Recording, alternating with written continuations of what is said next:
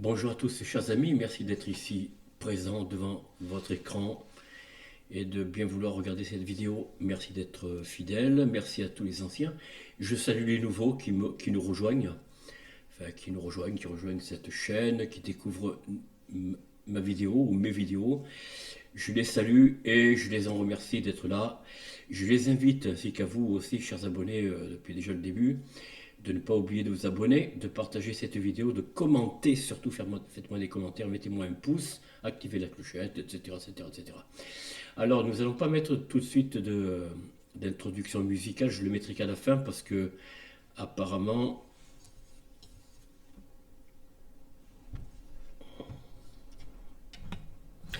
bon, salut chers amis, je recommence. Merci d'être ici présent, merci à tous les nouveaux de découvrir ma chaîne, mes vidéos. Merci aux anciens de ne pas oublier de vous abonner, ainsi que les nouveaux bien sûr, hein. Abonnez-vous, partagez cette vidéo, mettez un pouce, etc., etc., etc. Vous connaissez la suite.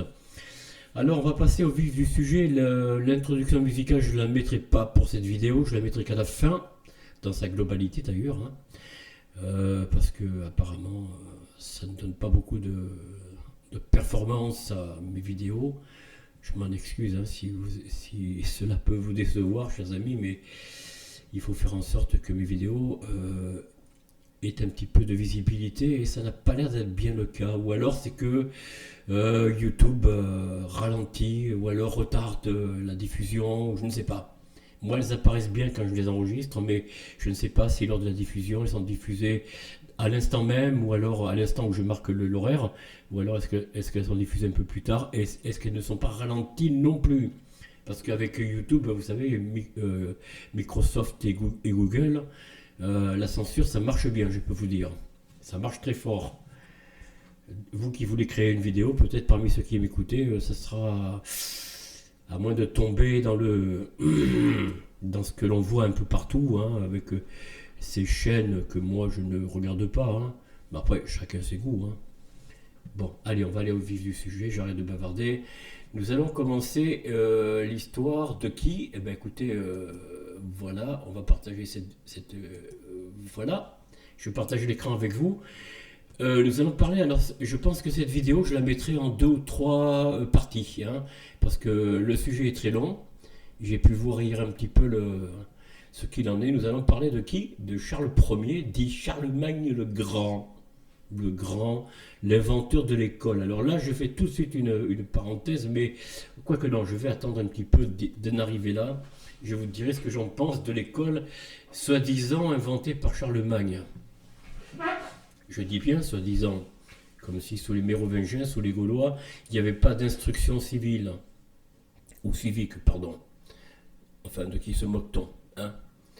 Alors, qu'est-ce que l'on va dire comment dire, je vais pas y arriver. Je vais faire une vérification, chers amis, parce que j'ai l'impression de ne pas... Oui, bon. Alors,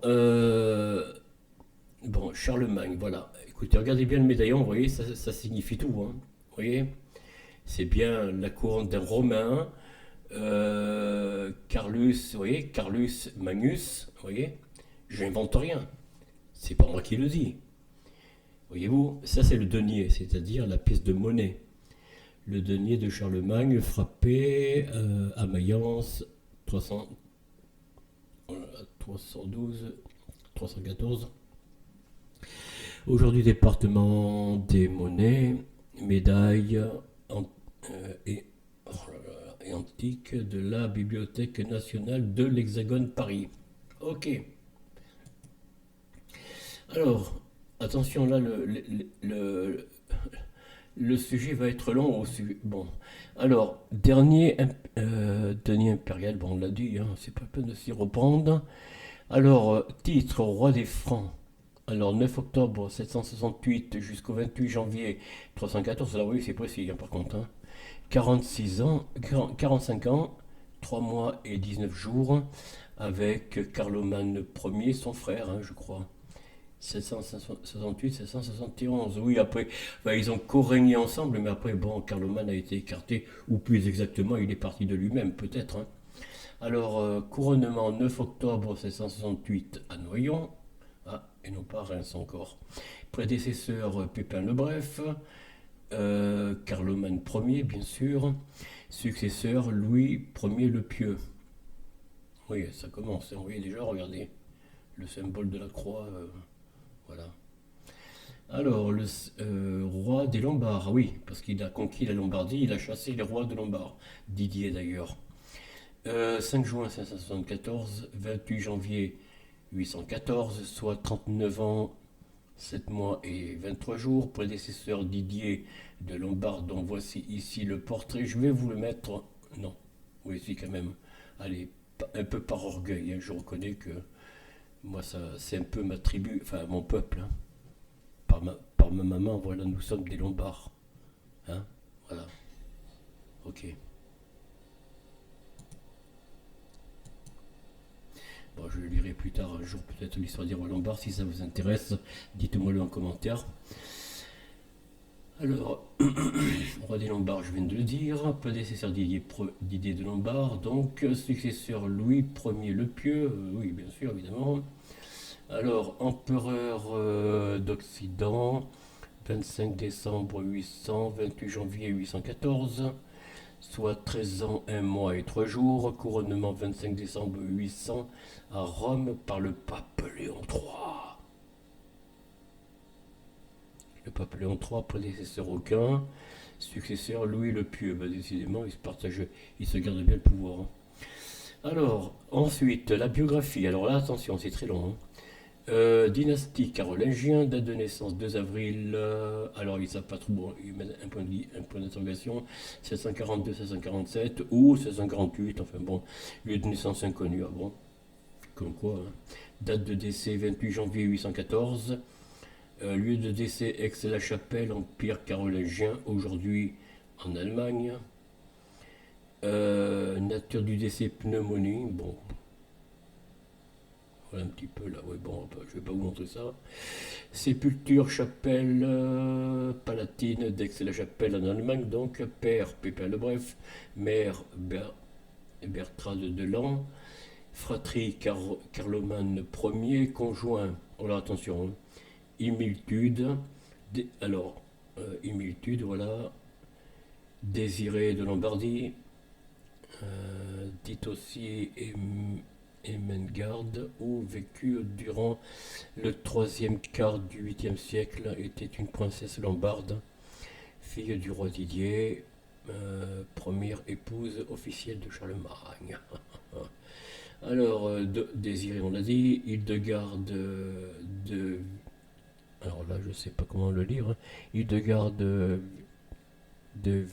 Winsgau, bon, je ne lis pas le reste, née vers 1658, voilà, est morte, bon, bref. Ensuite, attendez, Faltrade dit aussi, bon, né vers 756, voilà. Ensuite, j'arrive pas à le lire, hein. Louis de Garde, etc. Enfant, alors avec qui au fait? Himiltude, Alpaïs et Pépin le Bossu, avant. Né en 1668 ou 1669, bon. Alors, avec Hildegarde de Visgo, Charles le Jeune, Adélaïde, Pépin d'Italie, Louis Ier le Pieux, voilà, son successeur d'ailleurs, Lothaire, alors Lothaire, Berthe, Gisèle et Hildegarde. Alors, avec Fastrade de Franconi, Théotrade et Iltrude. Voilà, alors, enfant illégitime, ça il a dû en avoir, hein. Rothilde, Crotret, je crois, ou bon bref, Drogon de Metz, Hugues l'Abbé, Théodoric ou Thierry, héritier Louis Ier, donc religion catholique, vous en serez douté, regardez. Là vraiment on est dans le symbole de la foi chrétienne, hein, vraiment. Voilà. Alors ça c'est quoi ça? Instruction de Charlemagne à ses envoyés en 785, BNF, département des manuscrits mi-latin, c'est ça, manuscrits, pardon, en latin, 9008, bon, ça c'est des références de la Bibliothèque nationale de l'Hexagone. Ça c'est quoi ça? Lettrine, historier, Charlemagne assis, abbaye Saint-Martial de Limoges, vers 1050, oui, point d'interrogation entre guillemets, Edjenga, Edgenar, Vita, bon bref, voilà un petit peu. Le portrait de Charlemagne assis sur un fauteuil, son trône, j'en sais rien. Voilà, chers amis, un petit. Ah non, c'est pas fini encore. Si, ça y est. Ça y est. Ouf, ouf, ouf. Alors attention, c'est très long. On va pas lire le tout début parce que ça, on vient de le voir un petit peu en gros. Hein. Quoique, on pourrait être un petit peu. Alors, Charlemagne, du latin Carlus Magnus, ou Charles Ier, ça c'est plutôt dans notre langue. Hein. Dit le Grand, né à une date inconnue, bon, bah, vraisemblablement, bon là, on l'a déjà dit, mort, on l'a dit aussi, Aix-la-Chapelle, qui est en Allemagne maintenant, je ne savais pas que c'était en Allemagne. Ah oui. Et un roi des Francs d'empereur, il appartient à la dynastie d'accord des Carolingiens, fils de Pépin le Bref et de Bertrand de Lan. Il est héros, bon ça on l'a dit, voilà, il a été couronné par le pape Léon III le 24 ou 25 décembre 800, relevant une dignité disparue en Occident. Ah, relevant une dignité disparue en Occident, pourquoi? Depuis la déposition 3 siècles auparavant de Romulus Romulus Augustus, parfois francisé en Romulus Auguste, appelé plus tard par dérision Romulus, francisé en accord, né en 401 et mort et la dernière personnalité, proclamé empereur romain d'Occident pour un règne qui dura à peine 10 mois. Bon. Alors, roi guerrier, ah oui, ça, il a grandi notablement son royaume par une série de campagnes militaires, en particulier contre les Saxons païens. Oui, alors, voilà, nous allons commencer tout de suite par cette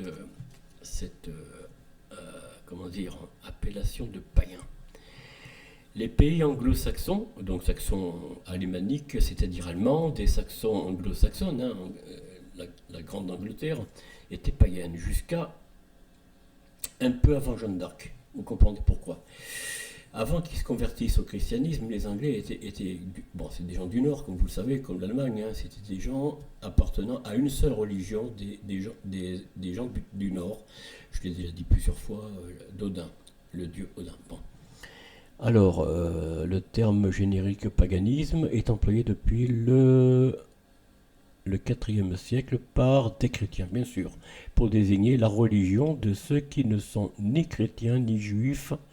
Il remonte au latin paganus, au IVe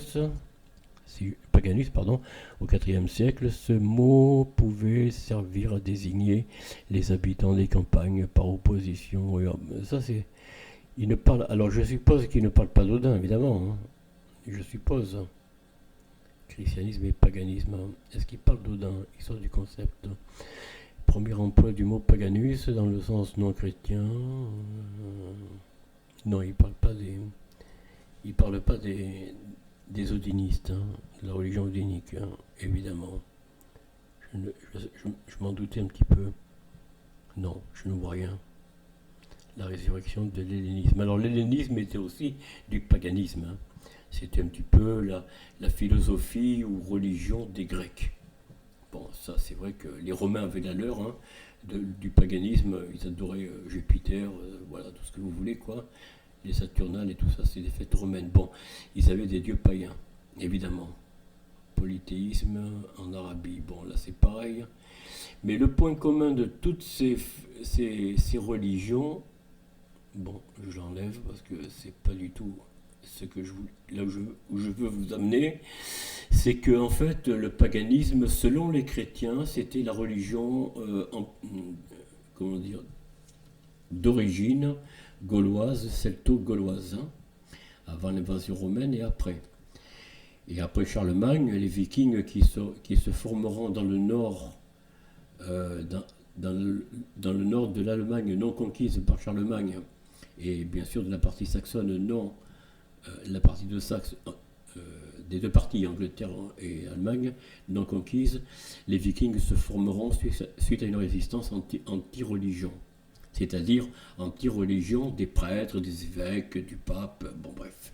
Ce sera la période des Vikings, mais nous y reviendrons un peu plus tard.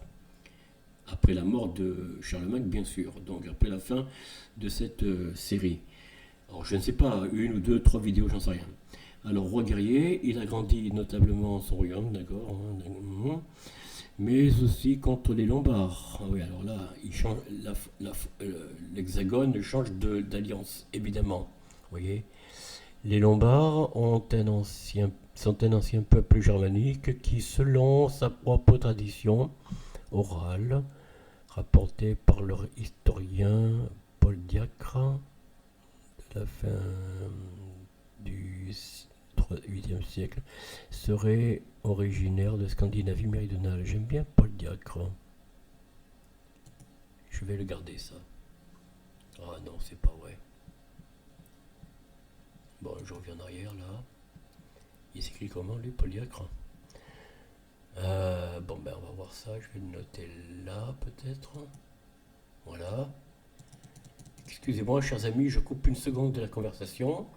J'y reviendrai dans quelques secondes. Oh, d'accord.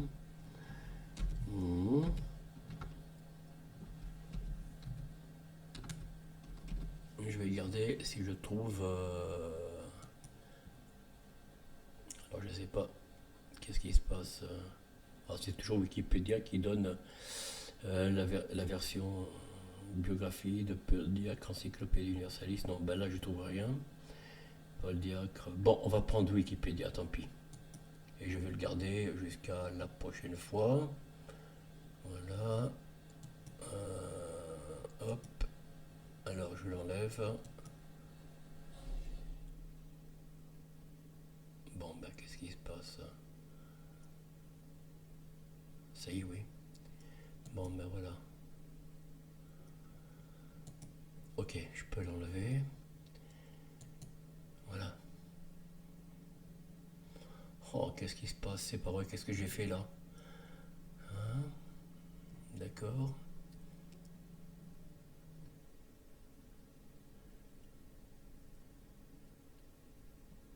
Qu'est-ce qui se passe? D'accord.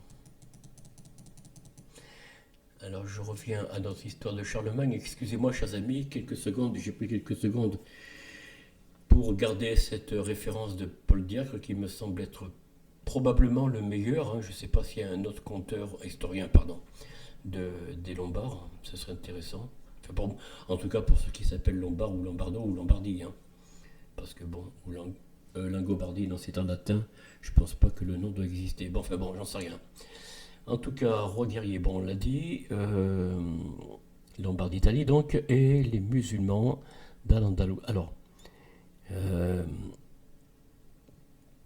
Alors, roi guerrier, il agrandit notablement son royaume, je reprends tout, hein, par une série de campagnes militaires, en particulier contre les Saxons. Les Saxons, il y a la foi germanique, je vous l'ai dit, hein, c'est surtout germanique et peut-être en Angleterre aussi. Enfin bon, païens dont la soumission fut difficile et violente. 772-804, mais aussi contre les Lombards en Italie. Alors l'Italie n'existait pas en tant que telle. Et les musulmans d'Al-Andalus. Alors là, je vais quand même m'arrêter une seconde. Souverain réformateur soucieux d'unification religieuse. Oui, alors là, il voulait unifier toutes les religions conquises. Vous voyez, regardez un petit peu Le terme religion peut être... ouais, voilà. Vous voyez, le paganisme, c'est ça aussi, c'est un petit peu ça. La religion d'Odin, en Orient, notamment en Inde, vous trouvez ce sigle qui est à l'envers ou qui n'est pas dans le sens de la croix gammée allemande, SS, vous voyez. Parce que la croix gammée SS, c'est le contraire. Ça commence là, ça, hop là. Ça, vous voyez, ça commence là, là, là, là. Et je crois, hein, il me semble bien. Là, c'est une croix à l'envers. Et ça, c'est la croix celte. Vous voyez. Voilà. Ok, on va laisser là. Les Lombards d'Italie, je l'ai dit, les musulmans d'Al-Andalus, souverains réformateurs soucieux d'unification religieuse et de culture. Le mot culture n'existait pas. Bon, déjà, ils protègent les arts et lettres, voilà. Et est à l'origine de la Renaissance carolingienne. Ben voyons. La Renaissance carolingienne est une période de renouveau de la culture et des études en Occident sous les empereurs carolingiens au 8e et 9e siècle sous Charlemagne. Enfin bon, on va pas lire tout ça. Son œuvre politique immédiate, l'Empire carolingien, ne lui servit cependant pas longtemps. Se conformant à la coutume successorale franque, Charlemagne prévoit en D806 le partage de l'Empire entre ses trois fils. Voilà. Bon, on ne voit rien. Bon, tant pis. Ah. Après de nombreuses péripéties, l'Empire ne sera finalement partagé qu'en 843 entre trois de ses petits-fils lors du traité de Verdun. Pardon. Alors Verdun est un traité conclu par les trois fils survivants de Louis le Pieux, Charlemagne. Ils ne disaient pas où se trouve Verdun. Je vais un petit peu voir, excusez-moi chers amis, c'est très important. Alors est-ce que Verdun c'est là ou en Allemagne? Parce qu'il y a Allemagne, vous voyez, l'Allemagne, c'est ça. L'Austrasie aussi, Bavière, voilà. Et Verdun, c'est où là? On ne le voit pas. Traité de Verdun.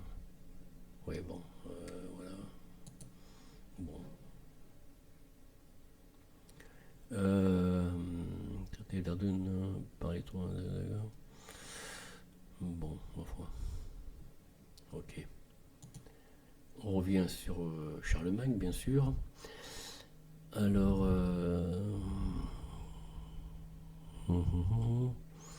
le morcellement féodal des siècles suivants, puis la formation en Europe des États-nations rivaux condamnent à l'impuissance ceux qui tentent explicitement de restaurer l'Empire d'Occident, en particulier les souverains du Saint-Empire romain germanique, d'Othon. En 962 à Charles Quint au XVIe siècle, voire Napoléon Ier, hanté par l'exemple du plus éminent des Carolingiens. Évidemment, Napoléon voulait faire aussi son Europe, Adolf Hitler aussi, faut pas l'oublier. Il voulait faire l'Europe, ce que le colonel de Gaulle avec d'autres Adenauer notamment réussiront à faire.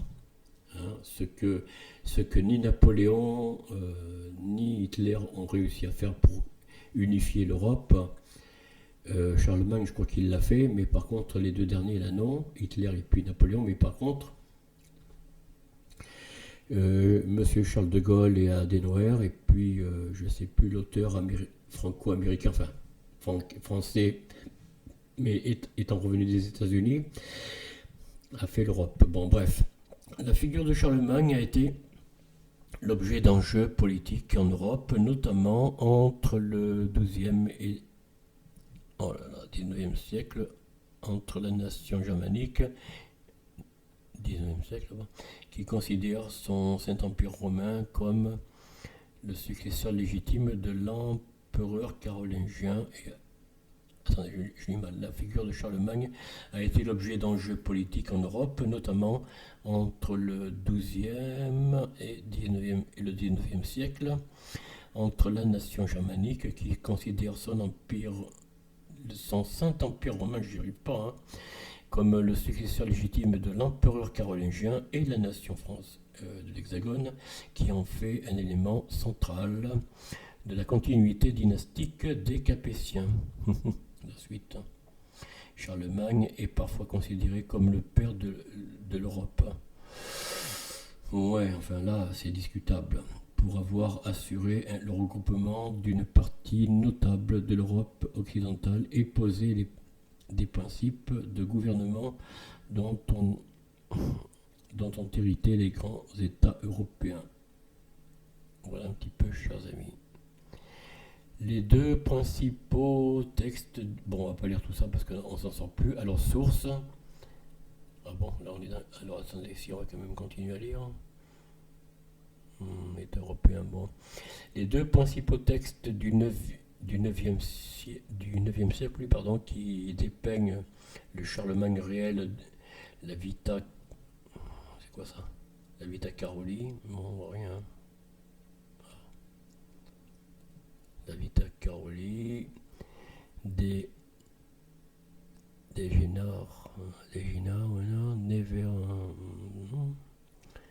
était une personnalité intellectuelle, artistique, politique et de l'époque carolingienne, auteur de la première biographie de Charlemagne. D'accord, protagoniste, c'est lui. C'est lui qui a inventé le personnage, on va dire l'homme Charlemagne avec une barbe fleurie, vous voyez, blanche, un visage apaisant, auteur de l'école moderne, enfin pour son époque, hein, au 9e siècle, je rappelle. Bon, on y viendra, on va y venir dans un instant également. Et de la gesta Carole attribuée à Nockerdebeg. Oh ben décidément, voilà. Nockerdebeg, né vers 840, mort le 8 avril, était moine de, voilà, Saint-Gall, musicien, écrivain, poète, surtout connu pour ses travaux musicaux et également considéré comme l'auteur des Gesta Caroli, recueil d'anecdotes voilà, sur Charlemagne, bien sûr. Moine de Saint-Gall, donc je l'ai dit, il y a de Charlemagne de la société vassalique et féodale, le Charlemagne de la croisade et de la reconquête, le Charlemagne inventeur de la couronne de l'Hexagone et de la couronne impériale, et le Charlemagne mal canonisé, mais tenu pour vrai saint de l'Église, le Charlemagne des bons écoliers. Oui, alors ça c'est une invention justement de cet auteur-là, dont je viens de vous citer le nom. Comment il s'appelle déjà? Voilà, parce que c'est du mythe, hein. Tout ça c'est du mythe, hein. C'est pas vrai. Bon, bref. L'école existait avant Charlemagne, avant les Carolingiens. Bon, enfin. Charlemagne est par tolérance du pape Benoît XIV, un bienheureux catholique, fêté localement le 28 janvier, etc. En effet, en 265, l'empereur Frédéric Ier, Barbarousse, voilà Barbarousse, oui, obtient la canonisation de Charlemagne par l'antipape Pascal III, oui. Un antipape. Donc, oui, parce qu'il y avait des bagarres, vous savez, à propos des papes d'Avignon qui ont fui Rome parce qu'il y avait à Rome des antipapes. Hein, oui, bon, bref. Ça a duré 2-3 siècles, je crois. Bon, on ne va pas raconter l'histoire de l'Église, hein, c'est pas là le sujet. De nombreux diocèses du nord de l'Hexagone inscrivent alors Charlemagne à leur calendrier et en 1661, l'Université de Paris le choisit pour saint patron. Aujourd'hui encore, la cathédrale d'Aix-la-Chapelle en Allemagne fait vénérer ses reliques. Pourtant, l'Église catholique a retiré de son calendrier l'empereur qui convertit les Saxons par l'épée plutôt que par la prédication pacifique de l'Évangile. Vous voyez, c'est ce que je vous dis, hein. Je n'invente rien. Charlemagne n'a pas converti, pourtant il était accompagné du clergé romain, enfin du clergé chrétien, ou catholique si vous préférez. mais il n'a pas tenu compte de leurs avis. Hein. Il est allé par la force de l'épée, tu te convertis ou je te tranche le lard, quoi. Je te coupe la tête en deux, quoi. Soit horizontalement, soit à la verticale. Non, Charlemagne, c'était pas du tout le pacifique, l'homme tendre que l'on voit sur les gravures, sur les quelques images que l'on donne à des jeunes écoliers, enfin qu'on donnait à une époque. Hein. Moi, j'ai pas connu ça, mais bon, c'est vrai que j'en ai entendu parler néanmoins. Ou plus reculé dans le temps, il y avait encore des photos de la gravure de Charlemagne, le montrant avec une barbe fleurie, un visage apaisant, très paternel, une belle couronne avec une croix au-dessus du crâne, hein, de la tête, hein, sur sa couronne, le montrant comme un pacificateur, un homme bienveillant. C'était pas du tout le cas, hein. C'était un guerrier, c'est un Romain. C'est un Romain, c'est pas du tout, c'est pas injurieux ce que je dis, hein. C'est tout à fait. Alors, l'historien qui a fait des anecdotes à propos du Charlemagne, patron des écoliers, je vais chercher le nom parce que je l'ai lu, hein, on vient de le lire à l'instant. Décidément. Et comme j'ai une mauvaise vue, je risque pas de le trouver peut-être facilement, mais enfin, je vais essayer. Euh, Le morcellement féodal des siècles suivants, puis la formation en Europe des États-nations rivaux condamnent à l'impuissance ceux qui tentent explicitement de restaurer l'Empire d'Occident, en particulier les souverains du Saint-Empire romain, germanique, Tothon Ier, bon ça c'est en Allemagne en 940 et en 962 pardon, à Charles Quint au XVIe siècle, voilà, voire Napoléon Ier, oui, et Charles Quint aussi, c'est en Espagne, il a essayé de conquérir les pays d'Europe pour en faire, et ça c'est un rêve, ce rêve d'empire, ça vient de la Rome, ça vient de Rome, pardon, de l'Empire romain. Là je ne parle pas de l'Empire romain chrétien, je parle de l'Empire romain militaire, le code romain, quoi, si vous préférez. Et ces empereurs, Charles Quint, Napoléon Ier, Charlemagne même, se sont inspirés de. Charlemagne déjà c'était un Romain, hein. C'est pas un Gaulois, comment dire, c'est pas un Gaulois, c'est un Franc si vous voulez, mais peut-être qu'il a des origines alamaniques, germaniques, mais il a grandi essentiellement à Rome, durant la Rome militaire. Vous voyez, peut-être la fin de l'Empire, j'en sais rien. Mais en tout cas, enfin, j'en sais rien, je sais pas. Mais ce qui est certain, c'est qu'il n'a pas vécu, bien sûr, sous le règne de César. Il n'était pas. César était mort depuis très longtemps. Mais il a connu certainement comment dire, la conduite des soldats romains. Il s'en est inspiré, hein, pour ses combats, pour ses conquêtes. Par l'épée. Voilà, c'est ce que l'Église romaine a reconnu quand même. Hein. Non pas l'antipape, mais le pape enfin, du moins authentique, hein, à partir de Pierre. Donc, ils ont reconnu que Charlemagne n'était pas un pacificateur évangélique, hein, en quelque sorte. Lui, c'était plutôt l'épée. Effectivement, c'est là que vous trouvez dans.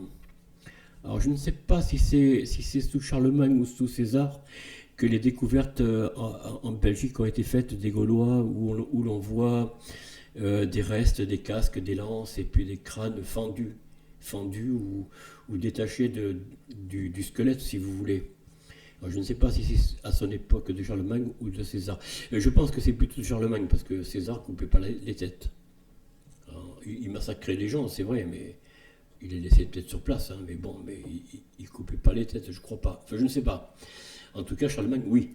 Charlemagne faisait décapiter ceux qui ne voulaient pas se convertir, quoi, parmi les vaincus. Voilà un petit peu. Alors, quel est cet historien qui raconte les anecdotes sur Charlemagne Quand on est dans Barbarossa, on l'a lu. Oh, décidément, je n'arrive pas à trouver.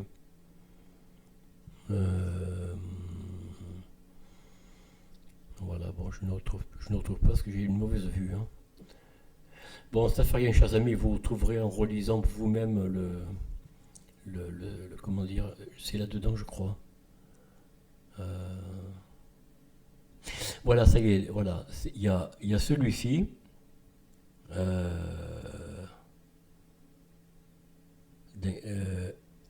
Attendez, j'ai du mal à voir le nom. Hein.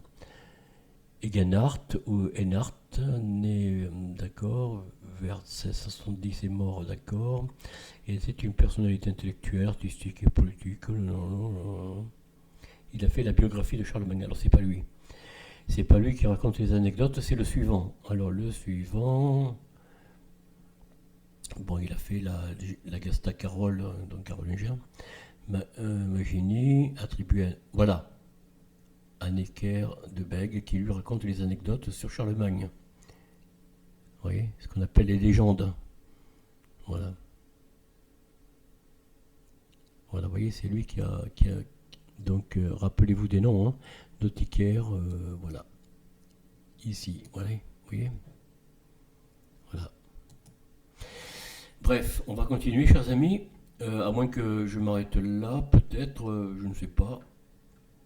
Oui, je vais peut-être arrêter ici pour aujourd'hui, parce que c'est très très long. Hein. Regardez un petit peu tout ce que nous avons à lire, enfin à parcourir.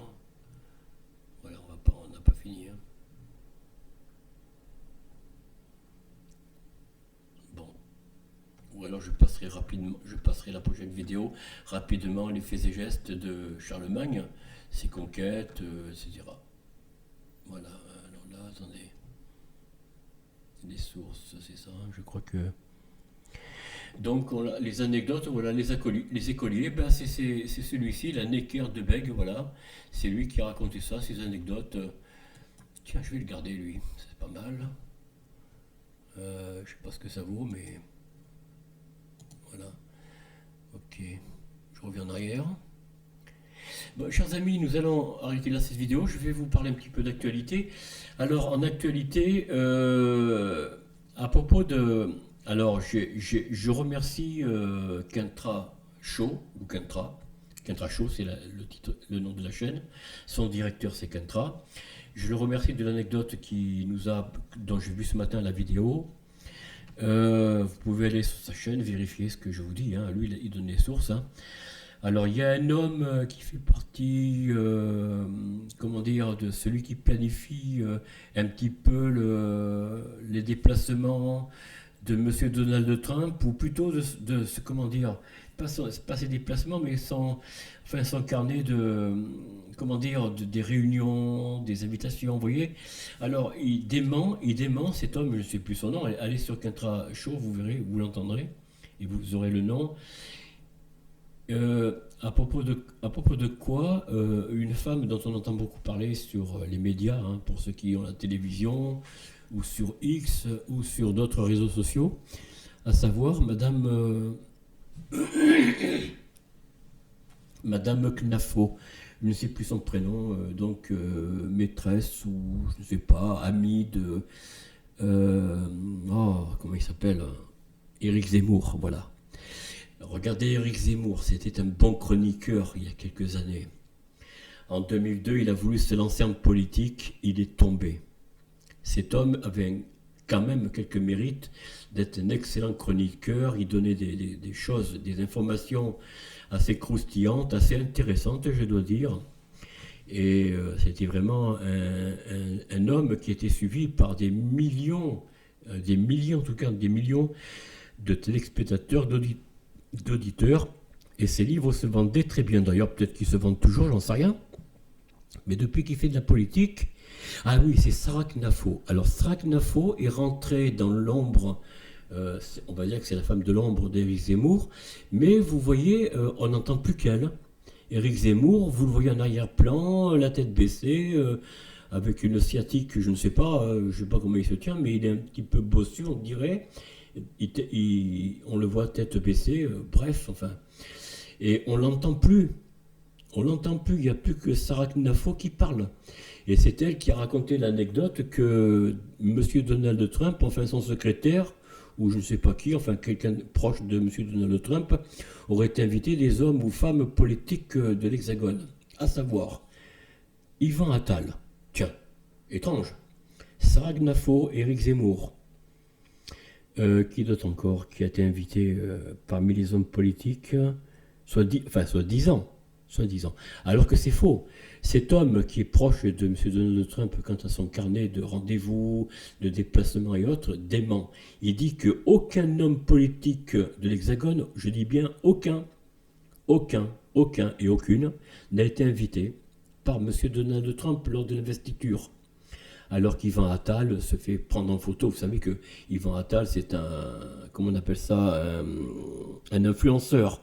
Bon, c'est quelqu'un, il cartonne sur les réseaux sociaux, hein. Vraiment, il a quelque chose, vous voyez, il fait parler de lui. Bon, eh bien, c'est quelqu'un, voilà. Moi, j'ai eu sur Instagram où je me trouve, j'ai eu des invitations à suivre cet homme, Yvan Attal. Mais pourquoi je suivrais un homme pareil? Il n'est pas de mon côté politique déjà. Et puis bon, on l'a vu ce qu'il vaut, hein. Franchement, en politique, je parle. Je parle pas de ses penchants, de ces trucs, ça me regarde pas. C'est son affaire. Mais en politique, non, je ne le suis pas du tout. D'ailleurs, ni lui, ni personne. Ni Sarah Knafo, ni personne. Ni Eric Zemmour. Mais ces gens-là mentent effrontément. Alors, elle a été invitée sur le plateau de Cyril Hanouna, où elle a dit ouvertement qu'elle avait été invitée par Donald Trump, enfin par son secrétaire. Et lui dément. Il dit non, c'est faux. Jamais M. Donald Trump, dans sa liste d'invités, n'avait un dirigeant français. Ou de l'Hexagone, si vous préférez. Aucun. Aucun. Donc tout ça, c'est du vent. C'est du vent, c'est simplement pour dire que, voilà,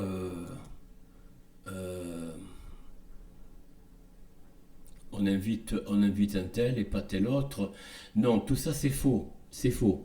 Autant vous dire que, non, c'est pas possible. C'est pas que, c'est pas, si vous voulez, que, euh, comment dire, je vais essayer de monter le son parce que là j'ai quelque chose qui me fait dire que ça ne marche pas. Ah si, quand même, ça y est. Je pensais que ça ne marchait pas. D'accord. Alors en fait, non. Sarah Knafo, ni Eric Zemmour, ni Yvan Attal, et puis je ne sais plus qui, ont été invités par comment il s'appelle, Donald Trump. Par Monsieur Donald Trump. Oh là là. Qu'est-ce qu'ils me racontent encore eux là?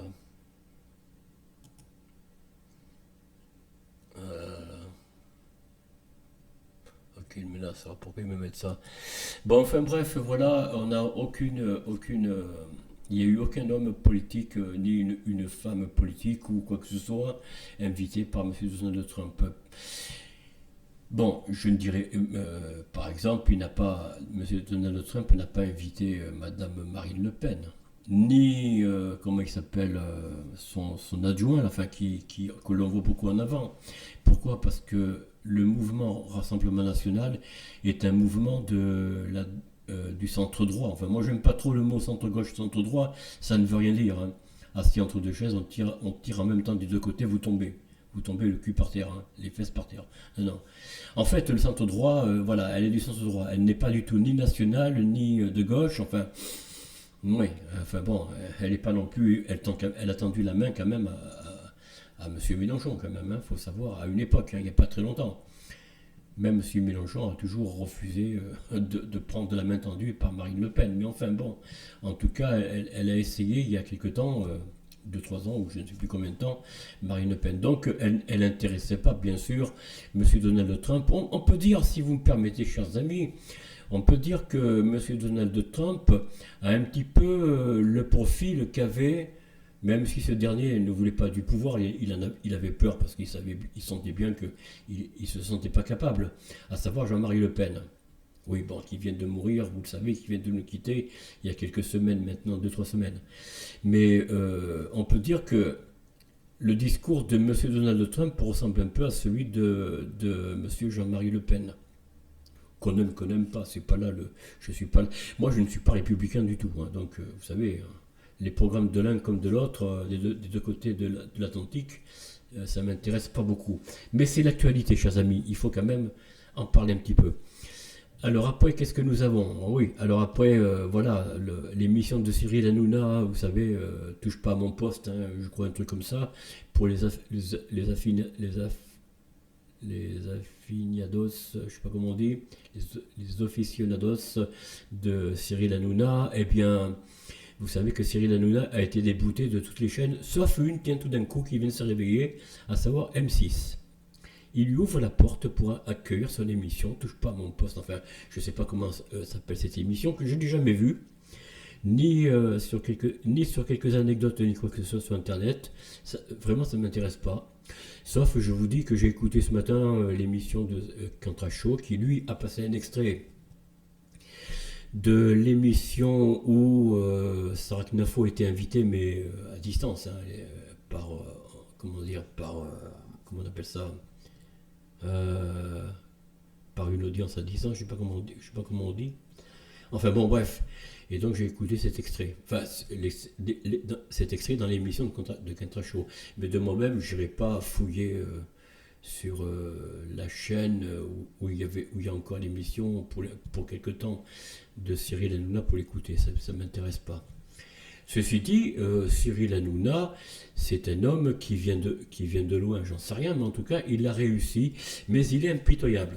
Il est impitoyable et intraitable avec certains, déjà les membres techniques de son émission, paraît-il, hein, moi je ne sais pas, hein, il a été plusieurs fois repris par les patrons des chaînes en disant que Monsieur Hanouna, vous êtes intraitable, vous insultez le personnel technique, enfin bon bref, il en parle de haut, bref. Mais c'est un homme qui est, moi je crois, je ne sais pas, hein, il est peut-être fort parce que justement il est porté par un audimat quand même assez élevé, hein, il faut dire. Il y a beaucoup de monde, pas moi-même en tout cas, chers amis, je ne sais pas vous, mais en tout cas pas moi-même, ils sont portés par son émission ou ses émissions. Je ne sais pas s'il fait d'autres émissions que Touche pas à mon poste, hein, j'en sais rien. Mais en tout cas, voilà, chers amis, ce que je vais vous donner comme actualité. J'ai pas grand-chose à vous donner. Si ce n'est que je n'ai qu'à vous remercier d'avoir suivi. Oh, il est presque 9 heures déjà. Oh, elle a duré longtemps la vidéo. Oh, je suis désolé, chers amis, je voulais pas le faire, mais alors où j'en suis là? Voilà, non, c'est pas ça. Voilà. Nous revenons un petit peu, voilà. Cette fois, nous revenons un petit peu à la page d'accueil. En tout cas, je vous remercie, chers amis, de m'avoir suivi. Si cette vidéo vous a plu, surtout pour les plus anciens, eh bien, écoutez, exprimez-vous. Moi, j'attends que vous vous exprimez avec moi, ou entre vous même, ou entre vous, entre abonnés, pourquoi pas. Peut-être vous le faites, moi je ne le vois pas, hein, je ne me rends pas compte. Mais si vous le faites, c'est très bien, c'est une bonne initiative. Partagez entre vous, copiez, recopiez, faites des commentaires entre vous. Bon, si vous voulez échanger avec moi, ben écoutez, j'attends vos messages, mais j'en vois très peu. Je suis désolé, je suis navré de parler, d'insister, mais voilà, hein, je vous dis les choses comme elles sont, à brûle pour point, comme l'on dit. Alors, chers amis, nous allons finir par, comment dire, alors, qu'est-ce qui se passe là? Voilà, nous allons finir par cette page. Alors là, est-ce que je vais y arriver à la mettre en entière? Bon, voilà. Bon, nous allons finir par le générique de fin. Voilà, chers amis, on se dit au revoir. Soyez heureux en famille, soyez heureux entre amis, et puis soyez heureux. Ce sera lundi pour vous quand vous verrez cette vidéo. Soyez plein d'empathie et de bonne humeur avec vos collègues et camarades de travail, mais soyez surtout heureux en famille, bien sûr, soyez bienveillants, généreux avec les membres de votre famille, que ce soit vos enfants ou vos parents. Eh bien, je vous souhaite beaucoup de bonheur et de joie. À très bientôt. Au revoir. My care is like my shadow, laid bare beneath the sun. He follows me at all times and flies when I pursue it. I freeze and yet am always freezing, springs and yet am always young. I love and yet am forced to hate. I seek some beauty inside, I praise.